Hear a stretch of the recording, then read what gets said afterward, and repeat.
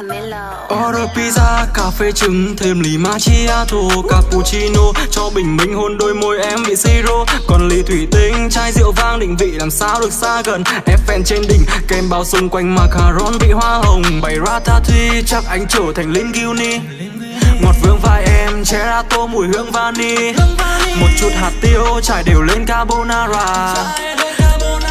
Ngả lưng xuống con sóng này mang ta ra xa. Mặt trăng đêm nay tựa như Pink Star Diamond. Tìm em đêm nay ta có những thứ ngày mai cần. E kinh trên tay anh và thời gian anh dành cho em. With a little bit, mặt trăng này đang dần to lên. Sunshine, môi em chạm miệng ly hải âu tàn màn cản biển liệng đi. I'm Jerry baby, I say my cheese. Miệng anh giữ nắp champagne, tai đang đuổi bắt âm thanh. I'm feeling crazy, give me a bit. Please give me a beat when I'm making breakfast. Please give me a beat when I'm making breakfast. Please give me a beat when I'm making breakfast. Baby, please give me a beat when I'm making breakfast. Muốn làm cho em một bữa sáng thật healthy và balance. Một bài thể dục ở giữa hàng, tập cùng em bài balance. A sausage with two omelette and some bacon. Lại gần giường em hôn đôi môi em và châm cho em một bacon. Này ratatouille, chắc anh trở thành Linguini. Anh đưa em lên sofa xem phim như ở CGV. I finding out her spot, they call me the Shinichi. Em ơi lên đây đủ đưa đi từ Tây Ban Nha sang Tunisia. Lênh đênh trên du thuyền mà anh thả đâu đây? I'm creaming over you vì em là quả dâu tây.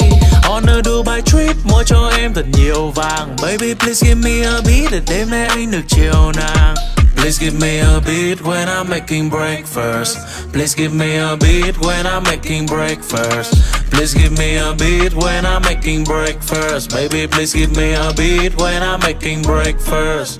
Hoàng hôn tan ca em vội ngả lưng ra sofa, chi vát 12 thêm 3 lần Coca-Cola và soda. Chân anh vội bước qua cánh cửa, gặp mặt em aloha. Book về Hawaii với em không quan tâm chi vài $3. Anh không cứng cũng chẳng mềm như Lamborghini. Anh không phải là nerd cũng chẳng gangster như Eazy-E. Và vài milli men trước màn hình và DVD. Em muốn sao không xong hết vì anh không phải LGBT. Anh thức thính giác em là phô mai, anh luôn tìm như Jerry. Cả mùi hương ngây ngất em như là blueberry. Netflix and smoke cũng biết em là mê phim. Giữ tỉnh táo để tỉnh táo mà không cần caffeine. Please give me a beat when I'm making breakfast. Please give me a beat when I'm making breakfast.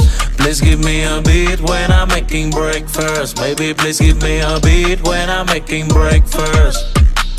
Chiều nay đánh con gì? Suy nghĩ nào? Suy nghĩ nào? Chiều nay đánh con này, thế đéo nào nó lại về con kia.